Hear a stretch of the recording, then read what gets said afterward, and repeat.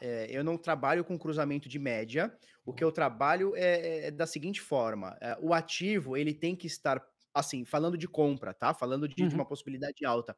Eu entendo que ele tem que estar acima da média de 21 dias, tá? Esse é o principal filtro que eu utilizo. Cara, abaixo da média de 21 dias, pode acontecer o que for, eu não vou entrar.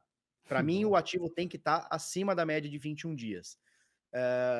E aí a gente tem alguns filtros, né? Por exemplo, não é critério de entrada ou saída, que se ele recuperar ou perder a média, mas a média de 50 eu gosto de deixar ela bem visível. Não está agora nesse momento, mas eu gosto de deixar ela visível para mostrar uma tendênciazinha de curtinho prazo, né? E principalmente a média de 200.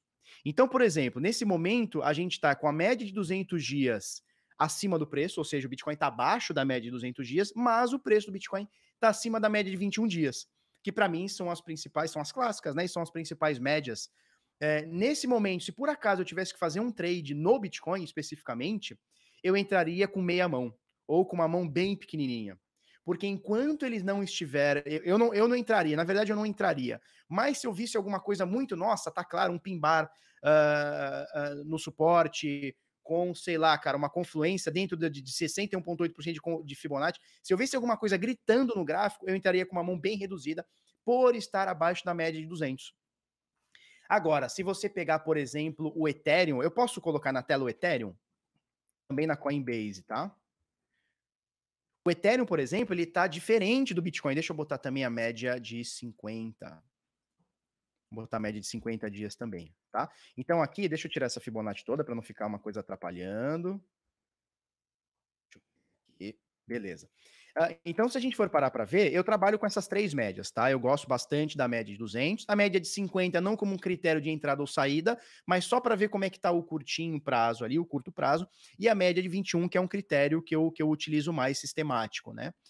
Então, se você for parar para ver nesse momento, o Ethereum, neste momento, ele está acima das três principais médias, no diário, tá? Estamos falando do diário. Então, ele está acima da média de 200 dias, que foi perdida recentemente por duas vezes. Olha que interessante. Perdeu uma vez. A gente pode falar que foi um falso rompimento, não pode falar?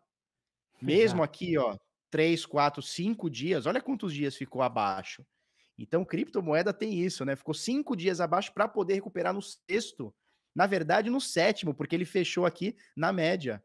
Aí, olha só, na minha visão, mais um falso rompimento que também demorou dias aqui, olha só. Ele demorou 10 dias, 9 dias aqui para acontecer, né? Então, perdeu a média de 200 dias, recuperou. Obviamente, existe muita correlação com o Bitcoin, né? Então, quando o Bitcoin cai, o Ethereum, obviamente, vai cair junto. Quando o Bitcoin sobe, na maioria dos casos, obviamente, há exceções, o Ethereum vai subir junto, né? E aí, quando o Ethereum começa a subir, o Bitcoin subiu, a gente viu agora há pouco, subiu 40 e tantos por cento, o Ethereum botou 10% em cima, 56,3%, né? Tá há 13 dias, olha só, há 13 dias seguidos de alta, hoje que parece que vai fechar negativo, o dia ainda não fechou, mas parece que vai fechar negativo. E aí a gente tem aqui, olha só, as três principais médias que eu gosto de utilizar: 200, 50 e 21 exponencial, né? 50 e 200 média aritmética, né? Uma média simples, uma média normal, aliás, né? E a média exponencial de 21. E nesse momento, o ativo está acima das três médias. Então, se eu visse alguma coisa aqui no gráfico que falasse assim para mim, cara, é o momento de entrada, por quê? Sei lá, fez uma retração aqui em Fibonacci, sei lá, vamos olhar alguma coisa aqui só para a gente embasar alguma coisa aqui, né? Então, ó, dessa alta toda, rolou uma confluência aqui, ele bateu, sei lá, 0,236.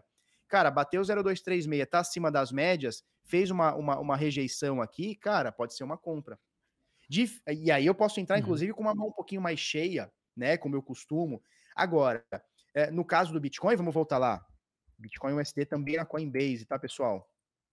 Utilizando aqui na Coinbase. Já no caso do Bitcoin, cara, ele tá gritando aqui, ó. Cadê aqui, ó? Ele tá gritando aqui 0,382, né?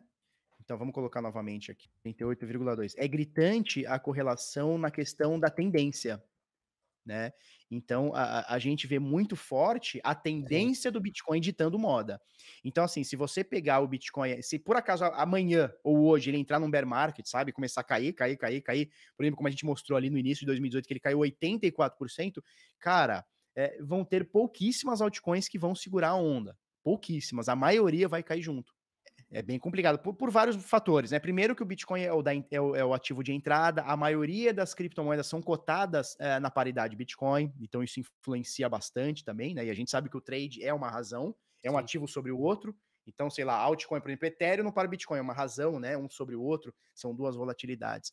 Então, só para a gente concluir aqui, para não ficar divagando muito também, só para a gente ter a noção aqui, vamos supor que, cara, esse aqui seja um critério de compra que eu tenho, ó, ele subiu, retraiu 0,382 é compra. Aqui eu não daria compra, ou pelo menos com mão muito pequena. Por quê? Porque ele ainda não tá na média de 200. E essa aqui eu ainda mexi nela, né? Eu gosto dela aritmética. Foi só para falar sobre o suporte, né? Então, olha, tá acima da média de 21, maravilha, mas tá abaixo da de 200.